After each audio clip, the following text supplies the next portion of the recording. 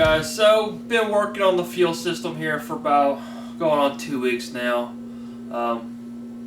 Just kind of taking my time with it and all. Well, what time I have to work on it. So we're gonna pretty much just knock out what all we've done so far.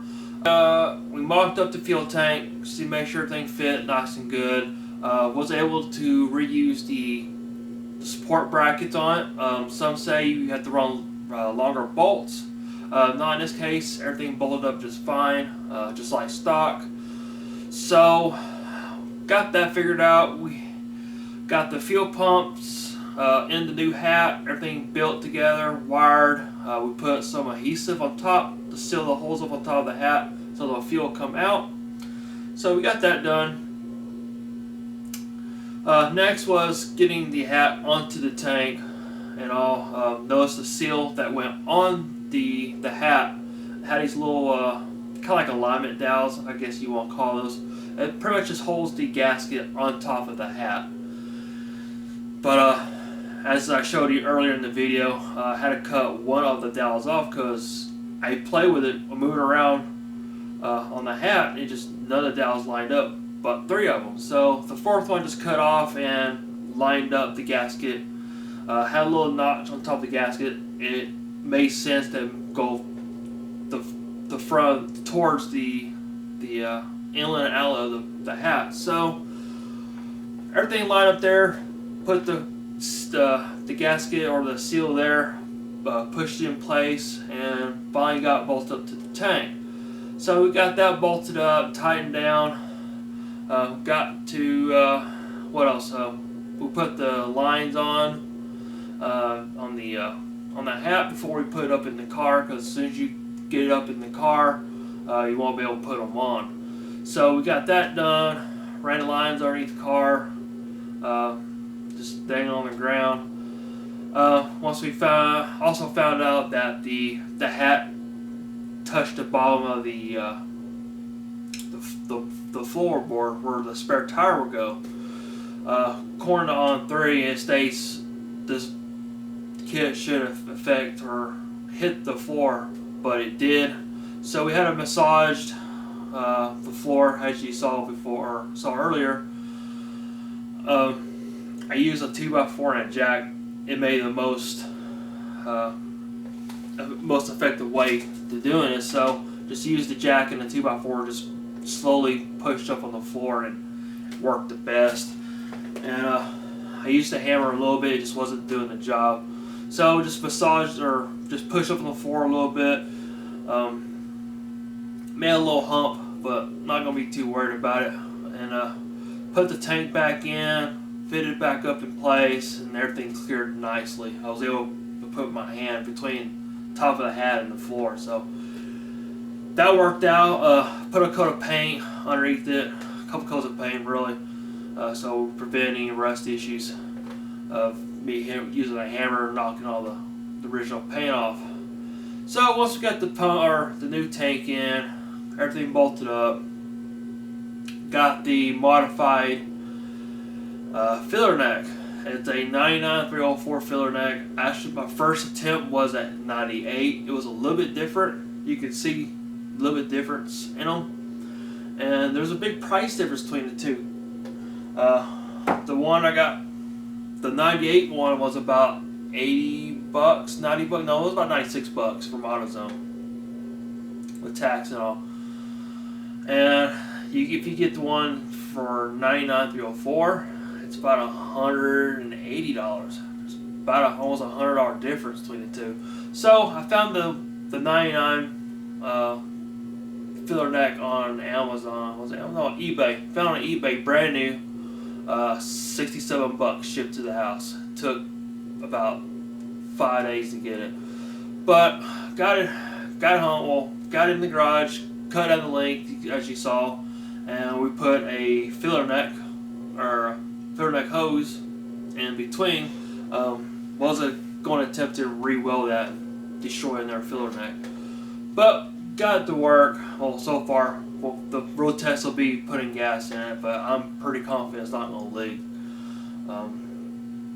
Fill neck hose was hard to find. It was 1 inch. You could probably go a little bit bigger. 1.1 would probably be best.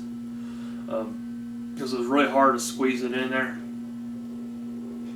But I don't think it's going to come out. Got the clamps on it. And it's in the car now. Bolted up. Everything looks good. Had a little flex in it, but the flow neck hose is designed to flex. So got that in the car. Now I got the lines ran. Right now they're zip tied. I got some really heavy duty zip ties. I'm not really 100% comfortable with the zip ties as far as they can fail down the road or whatnot. So I got some clamps. They should have been here today. I don't know. I got them from Amazon. They should have been here today, but they would have came already. So I'm guessing they'll be here tomorrow. It came like a 20 piece. I forgot what size they are, but they're the ones I looked for were a hair bigger than the hose. They're 10 AN hose for the feed. I was looking for a tad bit bigger so I ain't really pinching down too tight on that hose. So I got one just a hair bit smaller. It's gonna pinch it a little bit, but it'll be nice and tight and ain't gonna go anywhere. And I'm gonna get some self-tapping screws.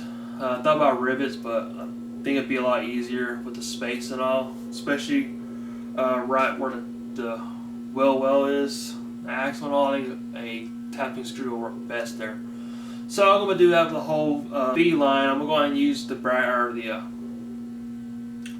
for that, and I'm just gonna zip tie the return to the feed line. So that's what I'm probably going to do. I think it'll be a lot better than what I have right now. Fuel pump, but the fuel filter is right there, right underneath the passenger side door. Still need to figure that out. I already got all the hoses already cut, the length and everything. I got a little bit of extra room to play with right there by the front fender there, so not too worried. If I need to tuck the hose a little bit more, I'll have plenty of room to do what I need to do, and if I need to, I can cut the hose down just a little bit more and put it all back together, do it that way. But before, well, right now I got everything put together. Before we run fuel through it, I need to disconnect it right where I originally had it. We need to run fuel through this line to make sure we get all the excess trash out of it. I've used the compressor, blow what I can out of it, but I've made a few more fittings on it here on the floor, so I'm pretty sure there's going to be some trash in the line. And once we get some fuel in the tank, we also can test the fuel pumps out and see if everything works, and push some fuel through the lines and push all the trash out, so we're not getting trash through the injectors, because we'll be in a lot of trouble then. We'll pull the injectors out, clean everything up. So pretty much, just like I said, waiting for the brackets, get the rest of the fuel lines buttoned up, screwed in and all. Then we're going to work on the wiring. Got not too much to do on the wiring. I kind of have an idea where with the relays and all. It's going to be hidden. And luckily the battery's in the back, so the power wire don't have to go too far. So we keep that nice and short. Other than that, that's about it. This is probably going to be the longest process on the car. Everything else is going to be pretty simple. We got a shifter we're going to put in. I got some interior parts I'm going to put in, but I may hold off on that until we get the turbo setup done, because I really don't want to spend any more money just in case we need to buy some oddball stuff for the turbos. But I know for sure we're going to buy the exhaust pieces, because we didn't buy that yet. We were going to get everything mocked up in the car and see what we need for the exhaust side. Shouldn't need too much. We're going to do a side exit right there, just front of the wheel. It's going to look sick, but I've really never been a fan of fender exit exhaust, but the ones I've seen, the guys building my turbo setup, it's pretty badass. So pretty much sold me on it. So got pretty much everything for the turbo kit. Like I said, I got some oddball stuff. Went ahead and bought the feed and the return fittings for the turbo. I was looking everywhere for it. It's kind of an oddball type piece for a T4 turbo. So I went ahead and just bought them from On3 instead of having to search around. Went ahead and got the restrictor if I needed it or not. I know the last turbo we had to put a restrictor on it. We'll find out with this new turbo we need to run the restrictor or not. Go run it without the restrictor, see how it does, and if we need it, we put the restrictor on. Got all the couplers for it. Also have a meth kit for it, but I'm gonna show that on another video. This video is all about the fuel system. So pretty much almost everything's done with the fuel system, and we'll get tested out here soon. Hopefully this weekend. It's Thursday now. Tomorrow, got a few things going on. May tinker with the car a little bit tomorrow night, but Saturday we should have everything buttoned up on the car and ready to roll. Also, I'll mention too is the factory wiring for the fuel pump. We're going to use the positive wire on it to trigger both the two relays. I run a relay per pump, so we're not going to have any electrical issues with the pump. Each pump's going to be on its own relay. There's going to be a positive, there's going to be a power wire off each relay run straight to the battery. So we're not going to have any power issues with relays or relays, but not relays, but with the pump itself. So should be plenty of pump. Both pumps should be able to support on pump gas 93, no E5, pump 3. I'll tell them just keep on running pump 93. Theoretically should support 1300 horsepower. Be right through the max of the pumps. Just pump gas, no E85. E85 you might get maybe 850, almost 900 running E85. But if I run E85, I have to change the rails out, I have to change the injectors out. If I just stay on 93, I got plenty of injector in it to support what I'm gonna throw at it. And plus we got a meth kit, we'll be good with 93 for right now. But guys, that's all I'll talk about today over the camera. So tomorrow we're gonna work on the fuel lines, and hopefully we can work on Saturday. Maybe tomorrow. We'll see how tomorrow goes. We'll get working on the electrical system. Alright, so still working on getting the fuel tank in. Had to do some modifications to the bottom part of the floor here. This is where the spare tire will go. So I had to massage it a little bit, and I even used a jack and a 2x4 just to press it in right here. This is basically the area that was having the most issues, so I went ahead and just pushed it all up. So I have plenty of space here for the hat. And while I was at it, I went and put a couple coats of paint on it, because I did hit with a hammer. As you can see, some of the dings I put in it. So I just want to make sure it doesn't rust and all. So I'm pretty much ready to throw this tank back in. I already test fit it before I threw a coat of paint on it. See if it fits, and it does. So we are ready to drop this guy, or put this guy in and bolt it up.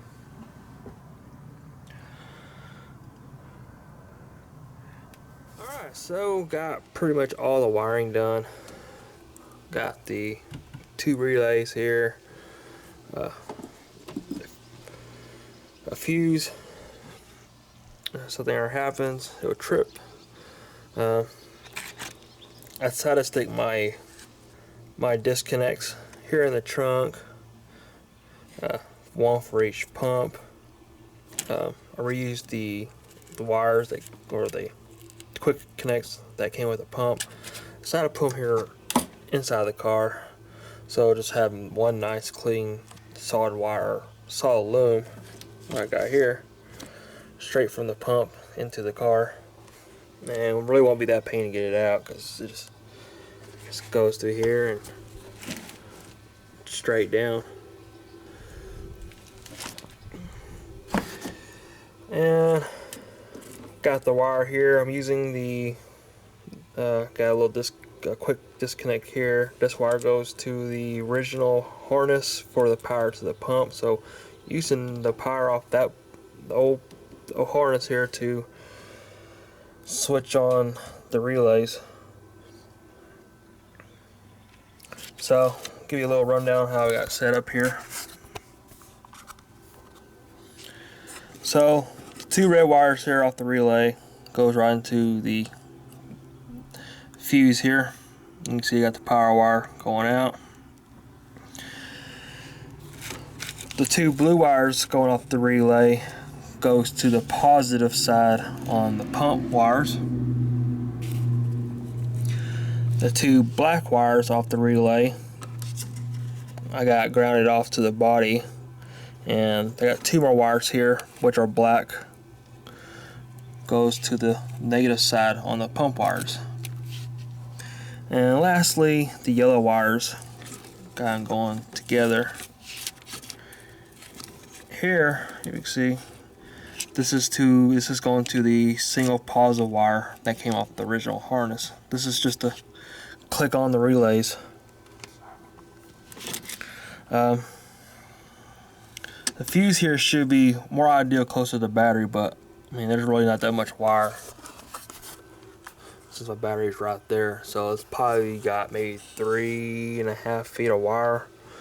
So I'm not too worried about that. And I got the wire here, the area in here going to the my little cutoff switch here, just on the other side of the battery, because this line right here goes straight to the battery post. So once I kill power, it'll kill power to the pumps. You see here underneath here looks pretty factory looking. The only wire, like I said, I have going in, this red wire right here. It's got a black line on it. That's your positive off the harness. So that's why I got that red wire tied into going to the relays. There's a black wire I'm not using, it's capped off. And the yellow and black wire is for the fuel level sending unit. So I got it tied into that and going to the original harness.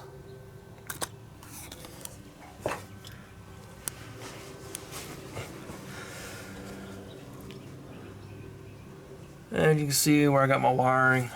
It's hard to tell.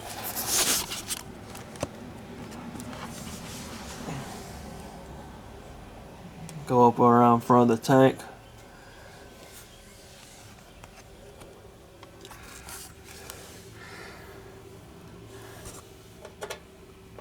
And I got my hose here. That's fuel safe. There's not gonna be pressure really going through it. Not a whole lot of pressure, so not too worried. I didn't use a fuel injection hose. And going up to the top here, going to the little tube that goes into the top of the filler neck for ventilation when you go fill up. And this hose goes right to the top of the gutted out valve on top. As far as fuel lines, I'm still waiting for my little brackets, some tie downs, so I can get rid of some of these zip ties. And we'll finish up the fuel lines here. That's where I got my fuel pump. I got a little bit of slack, I got a little bit of play here. I'm going to fix a few things. I'm going to fix this part right here, so it's not going over the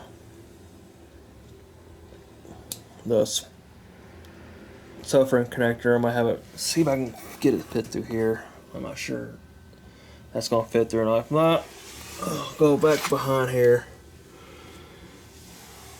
and see if we can make it work. Well, yeah, not much further left on the fuel system. Once we get done with the lines, we'll put some fuel in it and we'll test it out. Well, first I need to flush through what's trash in the system. Then hook everything up. Well, look what finally showed up. The tie downs. These are the 20 millimeter. I've already test fit one on already and fits about perfect. So I'm going to go ahead and get these put on, because I was fixing to about wrap it up in the garage and just sit in the house and just relax. But since these are here now, I'm going to go ahead and put them in the car and finally finish up with this oil system, or this fuel system. Alright, so went down to the gas station, got about 5.5 gallons of fuel. I've already dumped it in the car. I've already tested out the fuel system. It does prime. I flushed out right there before the fuel filter, which is right here. I had that disconnected. I primed it a couple times into my can here, and now I got the fuel filter tightened down, and now we're going to do the final flush right here, and we should be done, and we'll get everything tightened up, put in place.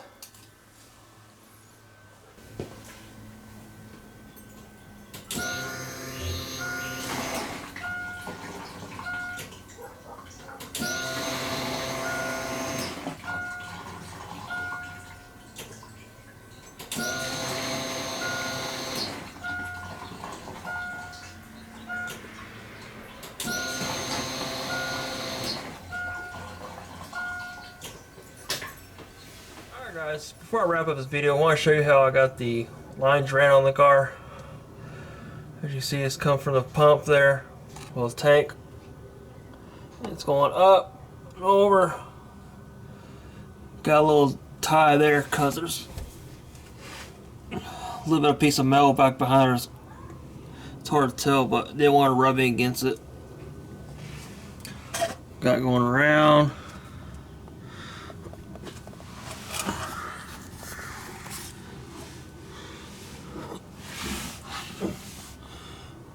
Got going there, going around. Got going under the subframe.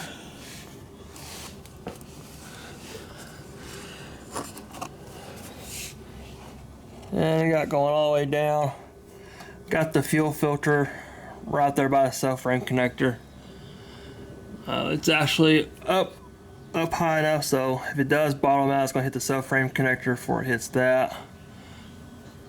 Everything's nicely tightened down.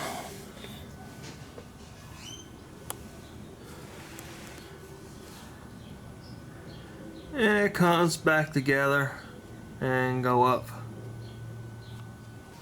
And it goes up where I originally started the lines at and going up into the car. So I'm also thinking too, if I start running the issues of running out of fuel, because this is a 6 line, feed and return to here, but going down is a 10 and an 8. What I could do is I could put put the Y right here and put a 10 Y and 2 6 out, so I'll have to run another 6 up, run into the fuel rails. It will sure help with fuel supply. And I also got my new fuel cap. Already tested it out. Works good. It's one of those push-in style top ones. It's a Ford cap. Got it on Amazon for like 17 bucks. Just push in and it closes. Not too bad. Probably just need to pull out one of these bolts and secure it down.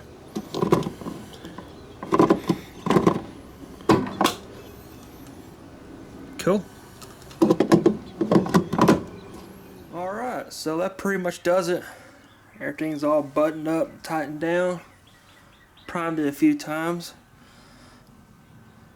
I haven't seen any leaks. Everything looks pretty good. It's hard to tell, but she's holding fuel pressure.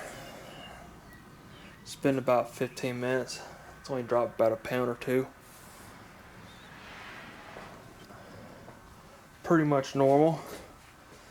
So I guess we can say this is a complete fuel system install.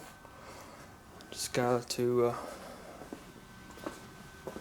put everything back in place. And for the hell of it, I even tested out each pump, make sure they're both working, and they were. And it is a little noisy.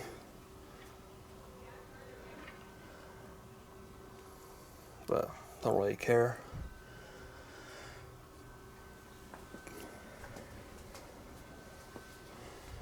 But anyways guys, I'm gonna wrap up this video. Hopefully you enjoy this install.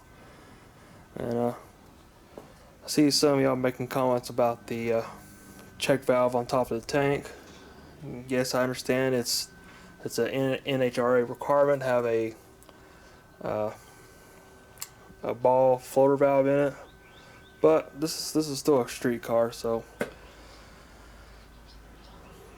not too worried about it. And plus the line, it goes from the tank up to the filler neck, so it's got somewhere to fuel to go. And also, yeah, gotta get a fuel cap. Then we'll call it complete. But other than that, it's pretty much done. Everything primes up, everything's good. Relays click on and off like they're supposed to. So, but guys, I'm gonna wrap this video up and call it a day. So, if you have any comments, just leave a comment below. Be sure to like this video. And until next time, I'll see y'all later.